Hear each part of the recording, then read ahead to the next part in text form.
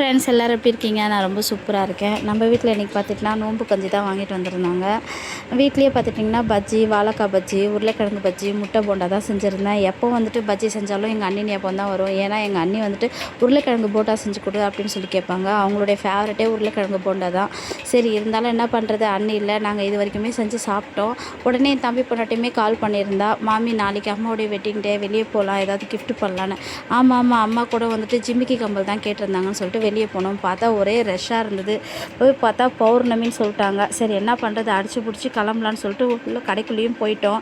யாரெல்லாம் திருவண்ணாமலை மலை சுத்த வந்திருக்கீங்க, அதுக்கப்புறம் பௌர்ணமி சுற்றுறீங்கன்னு சொல்லிட்டு கமெண்ட்ஸ் பண்ணுங்கள். நான் பிறந்து வளர்ந்தது திருவண்ணாமலை தான். அதுக்கப்புறம் கடைக்குள்ளே போனாக்கா நிறைய ஜுவல்ஸ் இருந்தது. எல்லாமே ரேட்டு வேறு லெவலில் இருந்தது. ஏன்னா தங்க விலை ஏறின மாதிரி கவரிங் விலையும் ஏறிடுச்சு.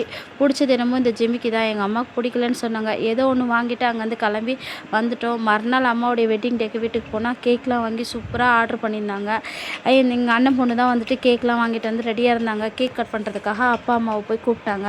எங்கள் அப்பா லுங்கியோடவே வரேன் அப்படின்னு சொல்ல ஆரம்பிச்சிட்டாரு. உடனே நான் எங்கள் அப்பாவை கேட்டேன், அப்பா பேண்ட்டு போட்டு வாங்கப்பா அப்படின்ட்டு. இல்லைம்மா எனக்கு ரொம்ப டயர்டாக இருக்குது, நான் லுங்கி போட்டுகிட்டே வரேன் அப்படின்னாங்க. சரி பரவாயில்ல கேக் கட் பண்ணுங்க அப்படின்னு சொன்னோன்னே கேக் கட் பண்ண ஆரம்பித்தாங்க. ரொம்ப ஜாலியாக இருந்தது.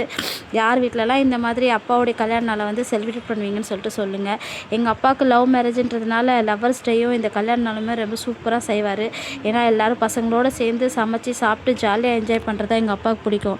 என்றைக்குமே எங்கள் அப்பா சொன்னதில்லை வீட்டில் தங்குங்கம்மா அப்படின்ட்டு. இன்றைக்கி வந்துட்டு நைட் எல்லோரும் இங்கேயே தூங்குங்கம்மா அப்படின்னு சொல்லிட்டு எங்கள் அப்பா கேட்டார். இருந்தாலும் பரவாயில்ல ஜாலியாக என்ஜாய் பண்ணோம். எல்லாருமே கேக் வந்து கட் பண்ணி ஊட்ட ஆரம்பித்தாங்க. எங்கள் அம்மாவும் போயிட்டு எங்கள் வீட்டுக்காருக்கு ஊட்டினாங்க. எங்கள் வீட்டுக்கார் ஊட்டினது மட்டும் இல்லாமல் முத்தம் வேறு கொடுத்தாங்க. மாமியாரும் மருமகனும் எல்லாம் ஜாலியாக சந்தோஷமாக இருக்காங்க பாருங்கள். அது மட்டும் இல்லை, எங்கள் மருமகனும் மாமியாரும் வந்துட்டு ரொம்ப சூப்பராக இருக்காங்க. மருமகளுக்கு கேக்லாம் ஊட்டுறாரு எங்கள் அப்பா. யார் வீட்டில் மாமனார் மருமக, மாமியார் மருமக ரொம்ப ஜாலியாக இருப்பாங்கன்னு சொல்லிட்டு கமெண்ட்ஸ் பண்ணுங்கள். எங்கள் வீட்டில் ரொம்ப ஜாலியாக சந்தோஷமாக இருப்பாங்க. எங்கள் அண்ணன் பொண்ணு வந்து எங்கள் அப்பாவுக்கு வந்து கிஃப்ட் பண்ணாங்க. லாஸ்ட்டில் என்னென்னு பார்த்தா என்னென்னமோ இருந்தது. லாஸ்ட்டில் மோதிரமும் இருந்தது. எங்கள் அப்பாவுக்கு மோதிரம்னாலே ரொம்ப பிடிக்கும். எங்கள் அண்ணன் பொண்ணு எப்போவுமே மோதிரம் வாங்கி கொடுத்து எங்கள் அப்பா வந்து கவர்ந்துருவாங்க. எங்கள் அப்பாட்ட கேட்டேன், மோதிரம் எப்படிப்பா இருக்குன்னு. சூப்பராக இருக்குமான்னாரு. பேண்ட்டும் போட்டு வந்து உட்காந்துருந்தார். எங்கள் அப்பாவுக்கு வந்து துணிக்கார பாயின்னு சொல்கிறத விட மோதிரக்கார பாயின்னு சொல்கிறது தான் ரொம்ப பிடிக்கும். ஏன்னா அந்த அளவுக்கு மோதிரம் லைக் அவர் ரொம்ப பண்ணுவார். எல்லாருமே எங்கள் அம்மா வந்து சொன்னாங்க, எல்லாருமே சாப்பிட்ருங்கம்மா அப்படின்னு சொன்னாங்க. சரிம்மான்னு சொல்லிட்டு எல்லாருமே ஒன்றா உட்காந்து சாப்பிட ஆரம்பித்தோம். சாப்பாடு யாரும்மா செஞ்சான்னாங்க, உன் தம்பி ஒய்ஃப் தான்மா அப்படின்னாங்க. நல்லா இருக்கான்னு கேட்டாங்க. நல்லா தான் இருக்குது அப்படின்னு சொன்னேன். அவங்க முன்னாடி நல்லா தான் இருக்குதுன்னு சொல்லிட்டேன். ஆனால் சாப்பாடு ஒருத்தே இல்லை, நல்லாவே இல்லை. ஏதோ வேணா விருப்புக்கு சாப்பிட்ட மாதிரி சாப்பிட்டோம். எப்போவுமே நல்லா தான் சமைப்பாங்க. இன்றைக்கி வந்து எல்லாருமே வரோம் அப்படின்றதுனால சொதப்பி வச்சுருப்பாங்க போல இருக்குது. அவங்க பொண்ணுக்கே பிடிக்கல, சிக்கனை மட்டும் சாப்பிட்டு ஏஞ்சிட்டாங்க. வீடியோ பிடிச்சிருந்தா லைக்